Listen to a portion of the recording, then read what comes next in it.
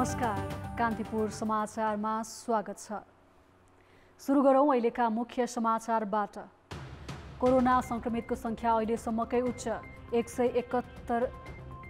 एकै दिन 7100मा देखियो भाइरस, 27 जनाको मृत्यु। आन्तरिक उडान बन्द गर्ने सरकारको निर्णय। प्रधानमन्त्री ओलीले संसदमा विश्वासको मत लिने। प्रतिनिधि सभाको अधिवेशन वैशाख 27 गते आह्वान।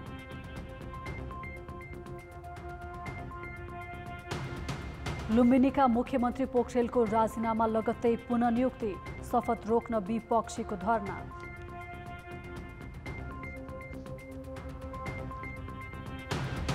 पश्चिम बंगाल निर्वाचनमा भाजपालाई झट्का। ममता बेनर्जीको तृणमूल कांग्रेसको भारी अग्रता।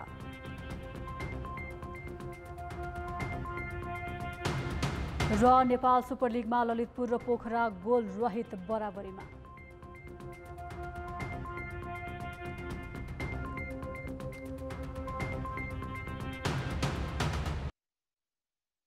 प्रधानमन्त्री केपी शर्मा ओलीले आगामी 27 गते विश्वासको मत लिने भएका छन्।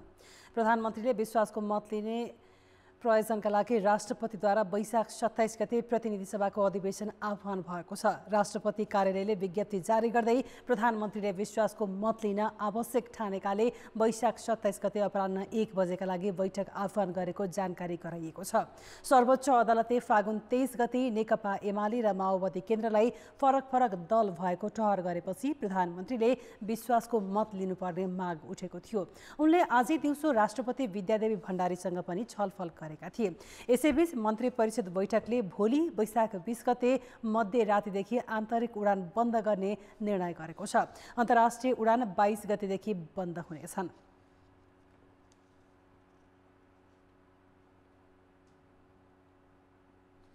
नेपालमा थप 7135 जना नयाँ कोरोना संक्रमित थपिएका छन्। यो संख्या अहिलेसम्मकै उच्च हो। यसअघि गत कार्तिक 5 गते 5743 जनामा कोरोना पुष्टि भएको थियो। गएको 24 घण्टामा 16147 जनाको पीसीआर परीक्षण गर्दा 44% भन्दा बढीमा भाइरस देखिएको हो। 623 जनाको एन्टिजेन परीक्षण गर्दा 74 जनामा संक्रमण देखिएको छ। यस्तै 24 घण्टामा 27 जनाको मृत्यु भएको पनि स्वास्थ्य मन्त्रालयले जनाएको छ। काठमाडौँ उपत्यकामा मात्रै एकै दिन 3328 जना नयाँ संक्रमित थपिएका छन्। यस्तै रूपन्देहीमा 466, बाँकेमा 406, मोरङमा 249 र कैलालीमा 223 जना संक्रमित थपिएका छन्। देशभर सक्रिय संक्रमितको संख्या 48700 पुगेको छ। तीमध्ये 45000 घरमै छन्। अस्पतालमा रहेका मध्ये 3500 जना सामान्य आइसोलेसनमा छन् भने 477 आइसियु र 131 जना भेन्टिलेटरमा छन्। जसको पीसीआर गरिएको छैन, ती संक्रमितहरू समुदायमा छ भन्ने देखाउँदछ। खास भन्ने हो भने टेस्ट पोजिटिभिटी दर लगभग 5% भन्दा मुनि हुनुपर्दछ। त्यही भएर यो अहिले जुन टेस्ट पोजिटिभिटी दर देखिएको छ विभिन्न प्रदेशहरूमा, यो अत्याधिक रूपमा धेरै हो र यसको अर्थ हामी सबैले बुझ्नुपर्ने अहिले देखिएका संक्रमितहरूको संख्याभन्दा निकै गुणा ज्यादा संक्रमितहरू समुदायमा छन्। नेपालमा गत हप्ताको तुलनामा यो हप्ता संक्रमितको संख्या झण्डै 137% बढेको छ। अस्पतालका शय्याहरू भरिसकेकाले स्वास्थ्य प्रणालीले मात्र थेग्न नसक्ने स्वास्थ्य मन्त्रालयको भनाइ छ। परिस्थितिलाई नियन्त्रणमा राख्न सङ्घ, प्रदेश र स्थानीय तहमा सबैको हातेमालोका लागि मन्त्रालयले आग्रह गरेको छ। कोरोना संक्रमितको संख्या बढेको बढै छ। श्वास प्रश्वासमा समस्या देखिँदा अक्सिजन र आइसियुमा उपचार गर्नुपर्ने बिरामी बढेका छन्। तर जनशक्ति र पूर्वाधार नबढाउँदा अस्पतालमै पुगेका बिरामी पनि उपचारको अभावमा छटपटिएका छन्। पश्चिम नवलपरासीको सरावल गाउँपालिकाका 43 वर्षीय पुरुषलाई श्वास प्रश्वासमा समस्या आयो। ज्वरो समेत आएका उनको शुक्रबार कोरोना परीक्षण भयो। रिपोर्ट पोजिटिभ देखियो। आफन्तले परासीको पृथ्वीचन्द्र अस्पतालमा लगे, तर बेड नभएको भन्दै अस्पतालले भर्ना लिन मानेन। अवस्था जटिल बन्दै गएपछि शनिबार बिहानै रूपन्देहीको भैरहमा रहेको भीम अस्पतालमा ल्याइयो, तर यहाँ पनि बेड खाली थिएन। स्वास्थ्यकर्मीले अक्सिजनको मात्रा मात्रै नापे, तर बेड खाली नहुँदासम्म राख्न र उपचार गर्न सक्ने अवस्था छैन भन्दै उनीहरू फर्किए। बिरामी दिनभर अस्पतालको पेटीमा थिए। लामो प्रतीक्षापछि तिलोत्तमा नगरपालिकाले बनाएको आइसोलेसनमा भर्ना भए। उनी त एक प्रतिनिधि पात्र मात्र हुन्। यसरी बेड नपाएर अस्पताल बाहिर छटपटाइरहेका बिरामी रूपन्देहीमा उल्लेख्य मात्रामा छन्।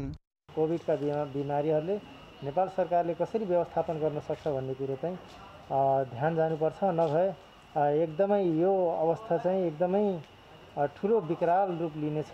अस्पतालमा उपचाररत बिरामीले पनि उचित चिकित्सकीय सुविधा पाएका छैनन्। नियमित नर्सिङ सेवा पनि नपाएको आफन्तहरूको गुनासो छ। अस्पतालको बेडमा सङ्क्रमितसँगै आफन्त कुरेर बसेका भेटिन्छन्। उनीहरूलाई औषधि खुवाउनेदेखि बेड मिलाउने काम कुरुवाले नै गर्नुपर्छ। बिरामीको नियमित सम्पर्कमा रहेका कुरुवा एवं आफन्तहरू सामाजिक घुलमिल गरिरहेका छन्। यसले सङ्क्रमण झन भयावह हुने डर छ। भ्याक्सिन कुन छ त्यो आफै रिपोर्ट हेरेर त्यहाँ डक्टरलाई या कम्पाउन्डरलाई खोज्नुपर्छ गएर टी स्टलमा कि कहाँ हुनुहुन्छ हजुर आएर हाम्रो के अरे 6 बजेको मेडिसिन छ भने तिनीहरूले भन्छ एकछिन आधी घन्टा 1 घन्टामा लगाइदिउँला भनेर यति केयरलेस हुन्छ। त्यही भएर हामीले त्यहाँ जानुपर्छ, सबै कुरा हेर्नुपर्छ।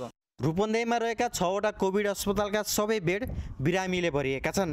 भर्ना भएका बिरामीलाई तत्काल सुधार नभएपछि नयाँ बिरामी भर्ना गर्न सकिएको छैन। अस्पतालका स्वास्थ्यकर्मीहरूका अनुसार कम जनशक्तिले धेरै बिरामीहरूको व्यवस्थापन गर्नुपर्दा समस्या निम्तिएको बताउँछन्। बाहिर बिरामी अक्सिजन बिनाको बसिरहेको हुन्छ। भुइँमा राखेर सिलिन्डरमा पनि लगाउने पनि गरियो हामीले। अस्ति भुइँमा राखेर सिलिन्डर राखेर पनि लगाइयो। देख्दा रुन मन लाग्छ।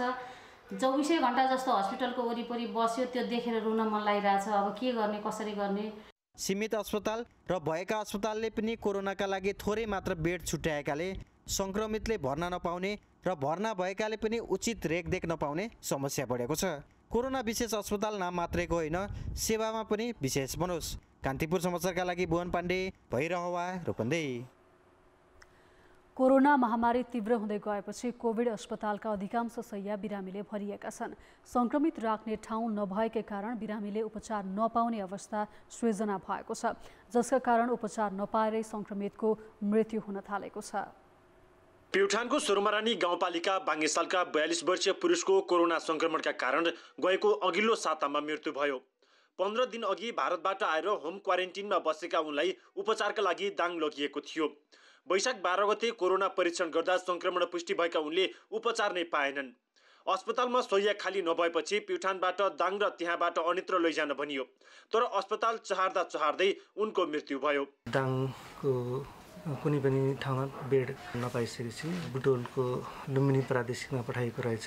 बेडको अवस्था पर्याप्त नभएपछि त्यसै उहाँलाई त्यहाँबाट अन्यत्र रेफर गरिएकोमा फेरि नपाएपछि उहाँको घरमै सोही अवस्थामै दुःखद मृत्यु भएको छ। यस्तै रूपन्देही देवदहकी 49 वर्षीय महिलाको पनि उपचार नपाएर मृत्यु भएको छ। श्वास प्रश्वासमा समस्या देखिएको उनलाई आइसियु आवश्यक रहे पनि लुम्बिनी प्रादेशिक अस्पतालमा शैय्या खाली नहुँदा उपचार नपाएर उनको मृत्यु भएको हो। कोरोना सङ्क्रमणपछि उपचारै नपाएर ज्यान गुमाएका यी प्रतिनिधि घटना मात्रै हुन्। सङ्क्रमण दर तीव्र हुँदै गएपछि बिरामीले अस्पताल भरिदा नयाँ सङ्क्रमितले उपचारै पाइरहेका छैनन्। ग्रामीण क्षेत्रका कतिपय सङ्क्रमितलाई उपचार त टाढाको कुरा, कुन अस्पताल लैजाने विषय टुङ्गिन नपाउँदै मृत्यु हुने गरेको छ। समस्या छ। देशभरिका सबै अस्पतालहरू बिरामीले भरिएका छन्। त्यसकारण गर्दा पहिलो अवस्थामा कमसेकम हामीले पालिका स्तरमा नै त्यसको व्यवस्थापन गरौँ भनेर पालिका स्तरमा नै अस्थायी कोभिड अस्पताल सञ्चालनमा गर्दैछौँ भने र पालिकामा सम्भव नभएका केसहरूलाई प्युठान अस्पतालले व्यवस्थापन गर्छ। ज्यान बचाउनुको लागि अन्तिम प्रयत्न हामीबाट भइरहेकै हुन्छ। हामीले कोअर्डिनेसन गरेर सम्बन्धित अस्पतालहरूमा कोअर्डिनेसन गरेर पठाउने गरेका छौँ। अहिले सबैलाई थाहा छ विषम परिस्थिति छ, यसमा हामी सबै सचेत हुनुपर्ने अवस्था छ। कोरोना भाइरसको सङ्क्रमण तीव्र रूपमा फैलिरहँदा यसको उपचार र रोकथामका लागि जिल्लामा गरिएको तयारी पर्याप्त छैन।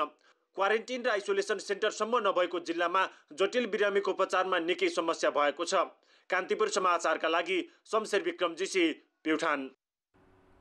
कोरोना सङ्क्रमितका लागि शैय्या अभाव हुँदै गएपछि सरकारले काठमाडौँ उपत्यकाका अस्पतालहरूमा क्षमता बढाउने भएको छ। स्वास्थ्य मन्त्रालयले उपत्यकामा अस्पतालकै पूर्वाधार, मेडिकल कलेज, सामुदायिक भवन र अरू स्थानमा केही साताभित्र 6000 शैय्या थप्ने भने पनि काम भने निकै सुस्त छ। स्वास्थ्य मन्त्रालयले भक्तपुरको खरपातीमा रहेको विद्युत प्राधिकरणको तालिम केन्द्रलाई बिरामीको हेरचाह गर्न मिल्ने आइसोलेसन बनाउने तयारी गरेको छ। कोरोना सङ्क्रमितले अस्पतालहरू भरिन थालेपछि उपचारमा समस्या हुन नदिन खरपातीमा सबै सुविधासहित 300 शैय्या सञ्चालन गर्न लागि हो। अक्सिजन सहितको स्वास्थ्यकर्मी सहितको एउटा अस्पतालको सोचमा गएका छौँ। त्यो एक हप्ताभित्र त्यो सञ्चालन ल्याउने कोसिस गर्छौँ। हाम्रो डिसिसिएमसीको निर्णय गर्नु पर्यो, प्राइभेट अस्पतालहरूसँग MOU गर्न पर्यो, उहाँहरूले पनि बिरामी दिनु पर्यो। अनि त्यसको खर्च व्यवस्थापनको कुरा, यी चिजहरूमा हामी जिल्ला समन्वय समिति अनि स्थानीय सरकारहरू र केन्द्र सरकारसँग समन्वय गरेर आवश्यकता बोध गरेर त्यसमा हिँड्छौँ। काठमाडौँ मेडिकल कलेजले सोमबारदेखि नै 100 शय्याको आइसियु सेवा सुरु गर्ने जनाएको छ। यस्तै काठमाडौँको वीर अस्पताल, जनमैत्री, दहचोकको मनमोहन अस्पताल, कीर्तिपुरको आयुर्वेद, नेपाल प्रहरी, नेपाल मेडिकल कलेज, किस्त मेडिकल कलेज र काठमाडौँ मेडिकल कलेज लगायतमा पनि क्षमता र उपकरण थप गर्ने निर्णय सरकारले गरेको छ। काठमाडौँ स्थित राधास्वामी सत्सङ्ग लगायत सामाजिक संस्थाका भवनलाई पनि आइसोलेसन बनाउने भनिएको छ। यी सबै गरी 6000 शय्या विस्तार गर्न बजेट समेत विनियोजन भइसकेको स्वास्थ्य मन्त्रालयले जनाएको छ।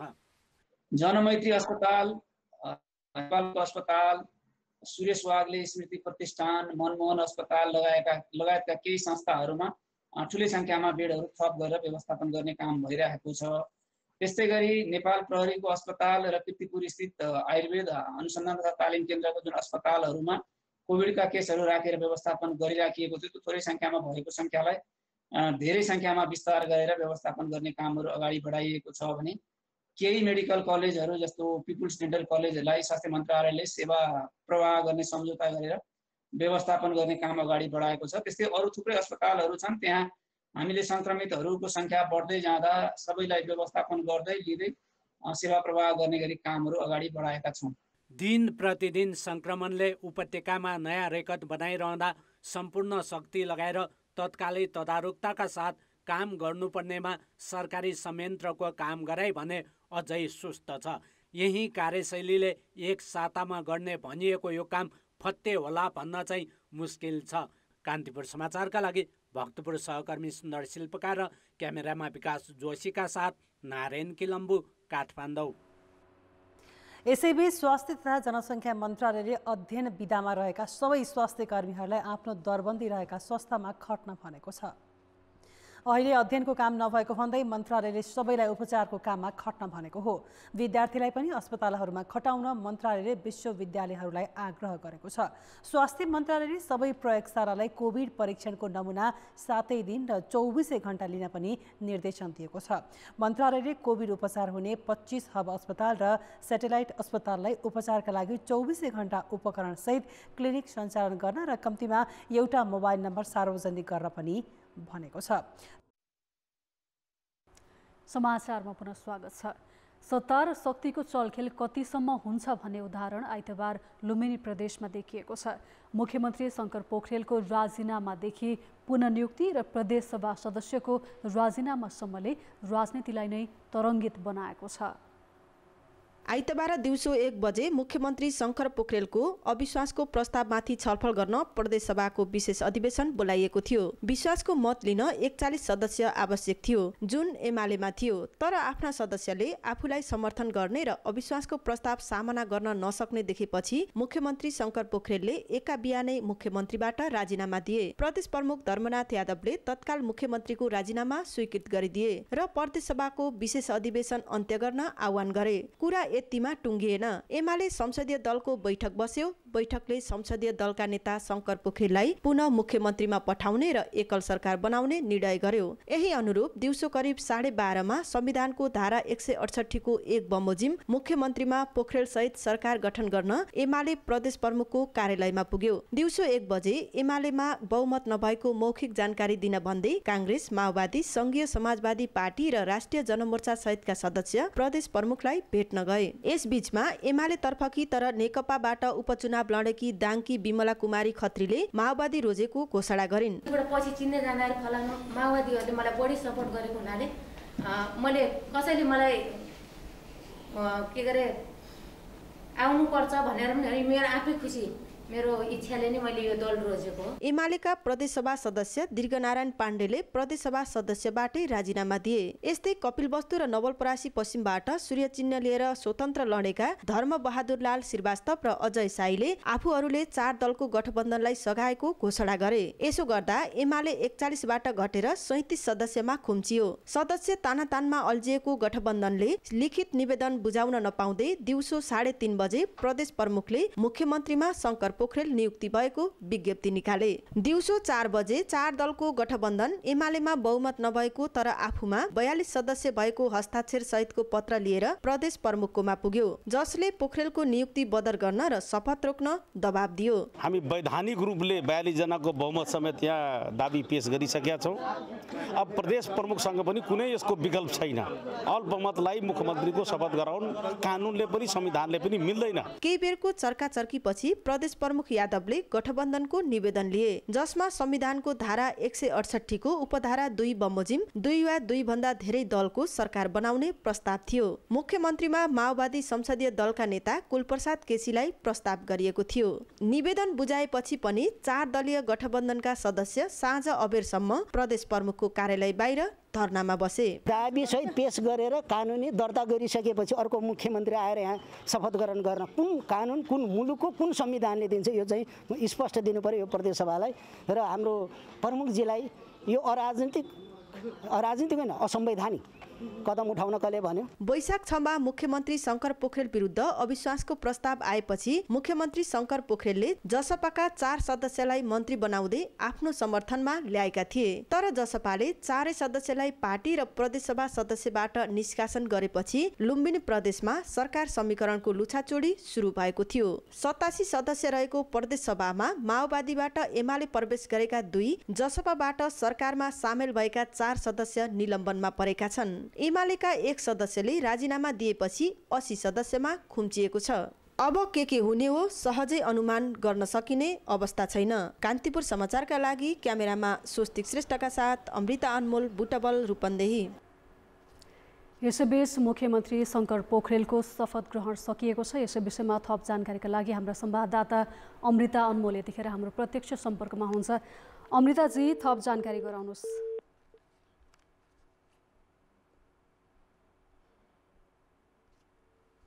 अमृताजी, हामीलाई सुन्दै हुनुहुन्छ? अमृताजी, शपथ ग्रहण सकिएको हो? हजुर, भर्खरै मात्रै शपथ ग्रहण सकिएको हो। लुम्बिनी प्रदेशमा मुख्यमन्त्रीका रूपमा शंकर पोखरेलले पुनः मुख्यमन्त्रीकै शपथ दिनुभएको छ। उहाँलाई प्रदेश प्रमुख धर्मनाथ यादवले मुख्यमन्त्रीकै कार्यालयमा शपथ ग्रहण गराउनु भएको हो। उहाँसँगै 2 जना अन्य मन्त्रीहरूले पनि शपथ दिनुभएको छ। अन्य शपथ दिने मन्त्रीहरूमा आन्तरिक मामिला तथा कानुन मन्त्रालयमा बैजनाथ चौधरीले शपथ दिनुभएको छ, जो चाहिँ अघिल्लो सरकारमा भौतिक पूर्वाधार विकास मन्त्री हुनुहुन्थ्यो भने यसअघि फेरबदल हुँदा उहाँले आर्थिक मन्त्रालय सम्हाल्नु भएको थियो। अहिले उहाँ आन्तरिक मामिला तथा कानुन मन्त्रालय सम्हाल्नु भएको छ भने हरि रिजालले स्वास्थ्य तथा जनसङ्ख्या मन्त्रीका रूपमा शपथ ग्रहण गर्नुभएको छ। हजुर, यही बीचमा शपथ रोक्नका लागि विपक्षीको धरना पनि भइरहेको थियो, यस सम्बन्धी केही जानकारी छ? हजुर, यसअघि विपक्षी गठबन्धन अर्थात् माओवादी केन्द्र, नेपाली काङ्ग्रेस, जनता समाजवादी पार्टी र राष्ट्रिय जनमोर्चा पार्टीको गठबन्धनले यो शपथ रोक्न र नियुक्ति बदल गर्नका लागि विरोध प्रदर्शन गरेको थियो। प्रदेश प्रमुखको कार्यालय बाहिर उहाँहरू बसिरहनु भएको थियो। प्रदेश प्रमुख कार्यालयमा अलिकति तनाव भएपछि प्रदेश प्रमुख धर्मनाथ यादवले मुख्यमन्त्री कार्यालयमा आउनुभयो र मुख्यमन्त्री कार्यालयमा भर्खरै मुख्यमन्त्रीसहित 2 मन्त्रीहरूको शपथ ग्रहण कार्यक्रम सम्पन्न भयो। हस्, जानकारीका लागि धन्यवाद। उहाँ हुनुहुन्थ्यो हाम्रा संवाददाता अमृता अनमोल। लुम्बिनीका मुख्यमन्त्री शंकर पोखरेलले शपथ ग्रहण लिएका छन्, यसै विषयमा जानकारी दिँदै। कोरोना संक्रमणको दोस्रो लहरको चपेटामा बहालवाला मन्त्रीदेखि शीर्ष नेता र कलाकारहरू पनि परेका छन्। तीमध्ये केहीले जटिल समस्याको सामना गरेका छन्। पूर्व राजा ज्ञानेन्द्र शाह, उनकी पत्नी कोमल र छोरी प्रेरणामा कोरोना संक्रमण भएपछि उपचार गराइरहेका छन्। वैशाख 11 गते अस्पताल भर्ना भएका पूर्व राज दम्पति मध्ये कोमलको अवस्था जटिल छ। उनलाई प्लाज्मा थेरापी विधिबाट उपचार थालिएको छ। ज्ञानेन्द्रलाई भने सामान्य अक्सिजनको सहायतामा राखिएको छ। उनीहरूमा भारतको हरिद्वार कुम्भ मेलाबाट फर्किए लगत्तै संक्रमण देखिएको हो। मन्त्री परिषदका 3 सदस्य, पर्यटन मन्त्री भानुभक्त ढकाल दम्पति, ऊर्जा मन्त्री टोप बहादुर रायमाझी र खानेपानी मन्त्री मणि थापामा संक्रमण देखिसकेको छ। वरिष्ठ कलाकार मदन कृष्ण श्रेष्ठ अस्पतालबाट शुक्रबार डिस्चार्ज भएर कोरोनालाई सामान्य रूपमा नलिन सबैलाई सन्देश दिएका छन्। यो दुःखको घडी हो, यो संसारले महासङ्कट परेको प्रलय हो, यो कोरोना कहर। यो बेलामा सबैले सबैलाई माया गरौँ, सबैले सबैको राम्रो सोचौँ, सबैले सबैको हित सोचौँ। केही छैन जिन्दगी, केही छैन। शरीर फलाम जस्तो लाग्थ्यो, पहाड फोडिदिनु जस्तो लाग्थ्यो। हावा रहेछ सबै शरीरको, केही रहन्छ। त्यस कारण यो बेलामा कुनै पनि कसैले पनि कसैलाई पोलिटिकल इख बिख पोखेर कृतज्ञ नबनाऊ, आफ्नो मनलाई फोहोर नबनाऊ। बिन्ती छ, सबैले सबैको राम्रो सोचौँ। एमाले नेता एवं पूर्व प्रधानमन्त्री झलनाथ खनाल पनि संक्रमण देखिएपछि अस्पताल भर्ना भएका छन्। उनमा श्वास फेर्न गाह्रो हुने लगायतका समस्या छन्। शनिबार अस्पतालमा भर्ना भएका खनालका लागि प्लाज्माको खोजी भइरहेको छ। जति ठुलो पद र ओहदामा रहे पनि कोरोना सर्न सक्छ र त्यसले निकै दुःख दिन्छ भन्ने यी दृष्टान्तले पनि पुष्टि गर्छ। कान्तिपुर समाचारका लागि अञ्जना लामिछाने, काठमाडौँ। काठमाडौँ उपत्यका सहित महामारीले अति प्रभावित क्षेत्रमा अस्पतालले धान्नै नसक्ने भएपछि कतिपय ठाउँमा गम्भीर बिरामी समेत अस्पताल बाहिरै बस्नु परेको छ। लक्षण नदेखिएका सामान्य संक्रमितलाई होटलमा राखी घुम्ती उपचार सेवा दिन सक्ने विकल्प उपलब्ध भए पनि त्यसतर्फ सीसीएमसी र डीसीएमसीले ध्यान दिएका छैनन्। स्वास्थ्य मन्त्रालयले बिरामीको अवस्था यही अनुपातमा बढे थ्याक्न नसक्ने भन्दै नागरिकलाई सचेत हुन भन्दै विज्ञप्ति जारी गर्यो। स्वास्थ्य मन्त्रालयको चेतावनीयुक्त विज्ञप्तिपछि आम नागरिकमा झन भय बढेको छ। विज्ञहरूले पनि महामारी अझै उच्च दरमा बढ्ने भएकाले धेरै थरी विकल्पसहित अघि बढ्न सरकारलाई सुझाव दिएका छन्। सामान्य संक्रमितलाई होटलमा राख्ने र घुम्ती उपचार सेवा दिने, जटिल अवस्थामा पुगेका बिरामीलाई मात्र अस्पताल भर्ना गर्ने एउटा विकल्प हुन सक्छ। यसमा चाहिँ गृह कार्य गरिहाल्नुपर्ने अवस्था छ।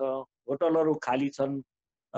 होटलहरूमा भौतिक सुविधाहरू सबै छ, सबै बनोट नै त्यस्तो छ। त्यसैले त्यहाँ चाहिँ यो व्यवस्थापन गर्न सजिलो हुन्छ जस्तो लाग्छ। 90 भन्दा तल, 85 भन्दा माथि अक्सिजन कन्सन्ट्रेसन हुने बिरामीहरू पनि अस्पतालमा आएर धमाधम भर्ना हुन खोजिरहेका छन्। त्यस्ता बिरामीहरूको उपचार त कमसेकम घुम्ती शिविरमा काउन्सिलिङ गरेर उहाँहरूलाई त्यसको उपचार गर्न सकिन्छ। होटल व्यवसायीहरूको छाता संस्था होटल संघ नेपाल हानले देशभर रहेका पर्यटक स्तरमा 55,000 कोठा प्रयोग गर्न सुझाएको छ। अन्य होटलसँग पनि 25 लाख पर्यटकलाई सेवा दिने क्षमता रहेको व्यवसायी बताउँछन्। गत वर्ष 5 दर्जन बढी होटललाई क्वारेन्टिन बनाए पनि अहिले यस्तो विकल्पमा सरकारी अधिकारीहरूले चासो देखाएका छैनन्। पहिला सरकारसँग हाम्रो छलफल हुनु पर्यो, किन योभन्दा पहिला क्वारेन्टाइन गर्दाखेरि अब सरकारले ढ्याक्क निर्णय गर्छ, एकतर्फी निर्णय, हाम्रो सरसल्लाह बिना कतिवटा निर्णय हुन्छ अनि हामीलाई त्यो पालना गर्न गाह्रो हुन्छ। त्यसकारणले यदि यो अवस्था अनुसारको के गर्नुपर्ने हो भने हामी छलफल गरौँ, अगाडि के गर्न सकिन्छ। देशलाई परेको समस्या हो, त्यसमा त पछि भाग्ने भन्ने कुरा हुँदैन, तर छलफलको आवश्यकता छ, छलफल गरौँ भन्ने कुरा हाम्रो हो। उपलब्ध हुन सक्ने सबै विकल्पमा अहिले नै तयारी नगर्ने हो भने भोलि पछुताउनु पर्ने अवस्था हुन सक्नेछ। कान्तिपुर समाचारका लागि कृपाल गौतम र सुमन पन्थ, काठमाडौँ। नेपालमा कोरोना संक्रमणको दोस्रो लहर बढ्दै जाँदा आम नागरिकमा कोरोनाकै कारण अक्सिजनको कमीले ज्यान गुमाउनु पर्ने हो कि भन्ने त्रास पनि बढ्दै गएको छ। त्यसैले पछिल्लो समय आम नागरिकले घरमा अक्सिजन सिलिन्डर स्टक राख्न थालेका छन्। तर चिकित्सकसँग परामर्श नगरी अक्सिजनले मात्रै सङ्कट नटर्ने र अति आवश्यक बिरामीले अक्सिजन नपाउने जोखिम पनि रहेकाले घरमा अनावश्यक रूपमा अक्सिजनका सिलिन्डर स्टक नराख्न चिकित्सकले सुझाएका छन्। दोस्रो लहरको कोरोना संक्रमणको चपेटामा रहेको भारतमा अक्सिजन सपोर्ट नपाउँदा संक्रमितको ज्यान गइरहेको अवस्थासँग नेपाली पनि जानकार छन्। त्यही अवस्था नेपालमा पनि आउने भएका कारण कतिपयले मेडिकल अक्सिजन सिलिन्डर घर घरमै राख्न थालेका छन्। तर कोरोना संक्रमणलाई अक्सिजनले मात्र जित्न सक्दैन भनेर धेरैले हेक्का राखेका छैनन्। अक्सिजन दिनुपर्ने बिरामीलाई औषधिको मात्रासँग पनि सन्तुलन मिलाउनु पर्ने हुन्छ। आइसियु वा भेन्टिलेटरमा राख्ने कि अक्सिजन मात्र दिएर पुग्छ भन्ने कुरा आवश्यक जाँचपछि चिकित्सकले मात्र निर्णय लिन सक्छन्। पहिलो कुरो त घरमा लगेर अक्सिजन दिए मात्र ठिक हुन्छ भनिरहेको अवस्थामा उहाँकोमा अरू थप समस्याहरू अरू कारणले पनि भइरह होला, अथवा त्यसमा चाहिँ कोरोना कारणले अक्सिजन लेभल त घट्यो, उहाँ सास फेर्न त सक्नु त्यो प्रयोग त गर्ला, तर त्यो बाहेक अरू समस्याहरू पनि हुनसक्ला। त्यसको लागि चाहिँ अब उहाँहरू अस्पतालमा भयो भने त कमसेकम त्यहाँ अब अलिकति मूल्याङ्कन हुन्छ होइन, स्वास्थ्य अवस्थाहरू।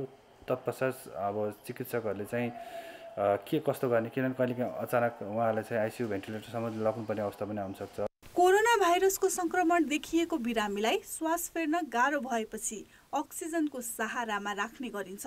तर सबै संक्रमितको उपचार अक्सिजनले मात्र सम्भव हुँदैन। अक्सिजन स्याचुरेसन मापन गर्न नजान्ने अवस्था र कस्तो प्रकारका बिरामीलाई कति मात्रामा अक्सिजन दिने भन्ने ज्ञान सबैमा नहुँदा यसले झन जोखिम निम्त्याउन सक्छ। त्यसैले चिकित्सकसँगको परामर्श बिना सङ्कट नटर्ने भएकाले घरमा अक्सिजन सिलिन्डर ओगटेर नराख्न चिकित्सकको सुझाव छ। चिकित्सकको परामर्श बिना तपाईले घरमा अक्सिजन राखेर तपाईले कोरोना जित्नुहुन्छ भनेर नसोचे हुन्छ। यसमा मिलेर साथसाथ हामीले सबैले कोरोनाको विरुद्ध लड्ने हो, एक अर्कासँग लड्ने होइन। त्यसकारण कृपया अक्सिजन सिलिन्डर कन्सन्ट्रेटर घरमा स्टक गरेर नराखिदिनु होला। जो निडी हुनुहुन्छ, जसलाई त्यसको अत्यावश्यक छ, त्यसलाई प्रयोग गर्नको लागि। पल्स अक्सिमिटर हेर्दैमा अक्सिजन लगाउनु भएको छ भने तपाईलाई नचाहिने बेलामा पनि तपाईले अक्सिजन दिइरहनु भएको हुनसक्छ र अन्डरलाइन केही ठुलो कन्डिसन अथवा तुरुन्त एडमिसन चाहिने केही कुरा हुनसक्छ जुन तपाईले मिस आउट गरिरहेको हुनुहुन्छ। त्यही भएर अक्सिजन मात्रै मुख्य उपचार होइन र अक्सिजन मात्रै पनि उपचार होइन। कोरोना परीक्षण नगर्ने अनि भोलिका दिनमा भवितव्य आइलाग्छ कि भन्ने डरले अक्सिजनका सिलिन्डर अनावश्यक ओगटेर राख्दा अति आवश्यक बिरामीले अक्सिजन नपाउने समस्या हुन सक्नेछ। कान्तिपुर समाचारका लागि सृजना बास्तोला, काठमाडौँ।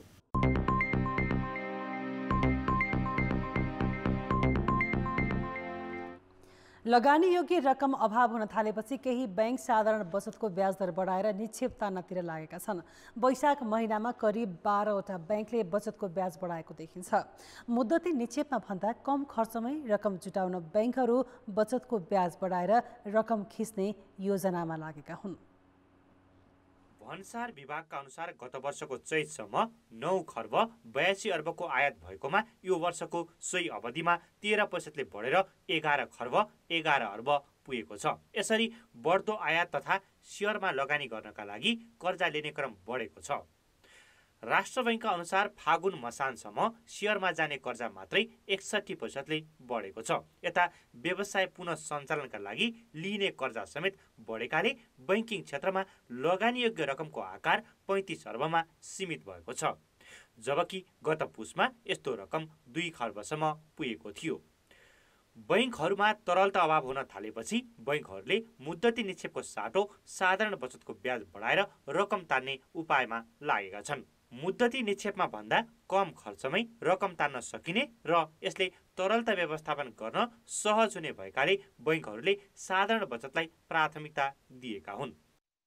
केही बैंकको अहिले पनि तरलता सङ्कट भएको कारणले गर्दा यो आयो।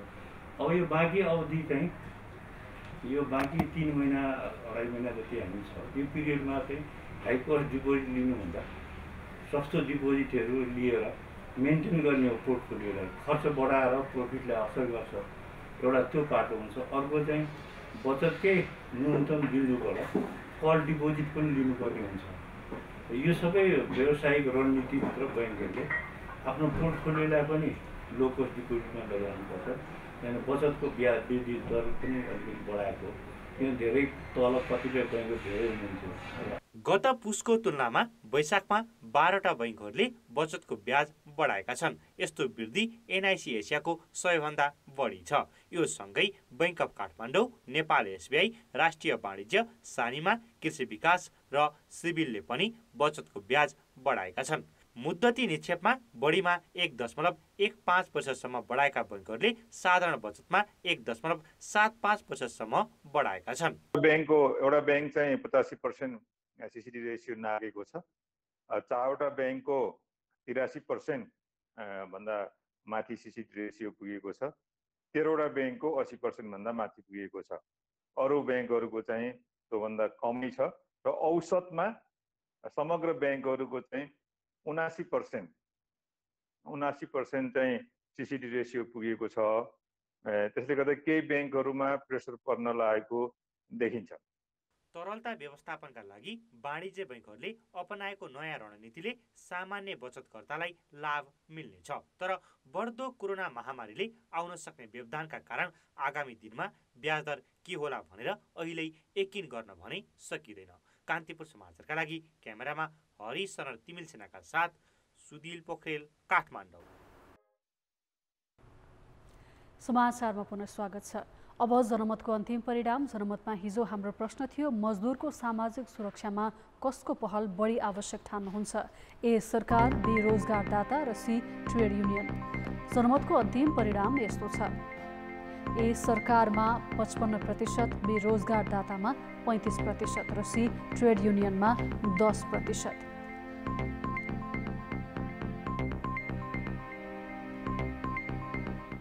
अब आजको प्रश्न। जनमत हाम्रो प्रश्न छ, महामारी नियन्त्रणमा स्थानीय तहले किन सक्रियता नदेखाएको होलान्? ए स्रोत साधनको अभाव, बी कमजोर इच्छा शक्ति र सी केन्द्र र प्रदेशको असहयोग। जनमतको अन्तिम परिणाम भोलि साँझ 8 बजेको कान्तिपुर समाचारमा प्रसारण गर्नेछौँ। कृपया NEWS न्युज स्पेस AB वा सी टाइप गरी 34001मा SMS गरी आफ्नो मत व्यक्त गर्नुहोला। अब जनताको आवाज। हामीले काभ्रे पलाञ्चोकमा सोधेका छौँ, कोरोना महामारी नियन्त्रणमा स्थानीय तहहरूको भूमिका कस्तो पाउनु भएको छ? जनताको आवाज। जो किसिमको चाहिँ पूर्वाधारहरू चाहिँ तयार पार्नुपर्ने थियो, तर गफमा मात्र चाहिँ सीमित भएको छ। सेनिटाइजर, मास्क लगाउनुपर्छ, यो गर्नुपर्छ भन्ने कुरा धेरै कुराहरू जोडेको थियो भने यसपालि त खोइ भेन्टिलेटर, अब ICU पनि छैन भन्छ।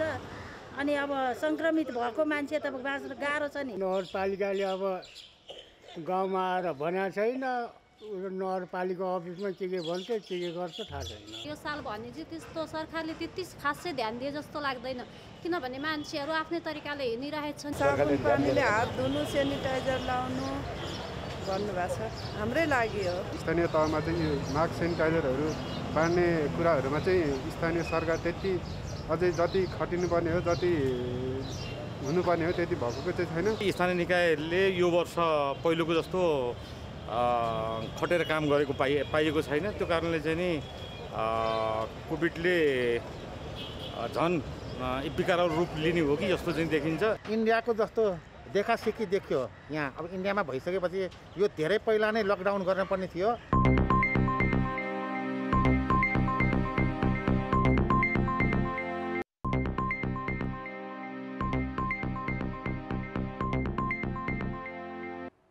नमस्कार, कान्तिपुर खेलकुद समाचारमा स्वागत छ। नेपाल सुपर लिगमा पोखरा थन्डर्स र ललितपुर सिटी एफसीले बराबरी खेल्दै अङ्क बाँडेका छन्। त्रिपुरेश्वर स्थित 10 रङ्गशालामा भएको प्रतिस्पर्धात्मक खेलको पहिलो हाफमा आक्रमक खेले पनि पोखराले गोल गर्न सकेन। ललितपुरले भने दोस्रो हाफमा केही डरलाग्दो आक्रमण बुनेको थियो, तर ललितपुर पनि गोल गर्नबाट चुक्यो। खेलको 8औं मिनेटमा पोखराका कप्तान नवयुग श्रेष्ठले गोलको अवसर खेर फाले। पेनाल्टी स्पट नजिकैबाट उनले फर्स्ट बार च्याप्दै प्रहार गरेको बल पोस्टको नजिकैबाट बाहिरिएको थियो। 14औं मिनेटमा पोखराका मौसा अब्बाले डिबक्स बाहिरबाट प्रहार गरेको सशक्त बल ललितपुरका गोलकिपर अर्पण कार्कीले बचाए। 20औं मिनेटमा पोखराका नवयुगले गोलको अवसर गुमाए। 50औं मिनेटमा ललितपुरका कप्तान अञ्जन विष्टले पोखराका गोलकिपर दीप कार्कीलाई बिट गर्दै प्रहार गरेको बल डिफेन्डर अजित भण्डारीले गोल लाइनबाट क्लियर गरेका थिए। 84औं मिनेटमा पोखराका आयुष खलानले पेनाल्टी क्षेत्रभित्रबाट सुनौलो मौकामा सटिक प्रहार गर्न सकेनन्। 85औं मिनेटमा ललितपुरका अञ्जनले गोलको अर्को सुनौलो मौका खेर फाले। यस्तै 89औं मिनेटमा अञ्जनले नै बल अगाडि बढाउँदै बनाएको उत्कृष्ट मुभमा रञ्जन विष्टलाई दिएको पासलाई पोखराका केट्चाले क्लियर गर्दा बल गोलपोस्ट माथिबाट बाहिरिएको थियो। बराबरीसँगै 4 खेलमा 5 अङ्क जोडेको पोखरा 5औं स्थानमा छ। ललितपुर 4 खेलमा 3 अङ्क जोडेर 6औं स्थानमा छ। यसैबीच ललितपुर टिमले आफ्ना प्रशिक्षक प्रदीप हुमागाईलाई बर्खास्त गरेको छ। कान्तिपुर खेलकुद समाचार अहिलेलाई यति नै। अब मौसम सम्बन्धी जानकारी।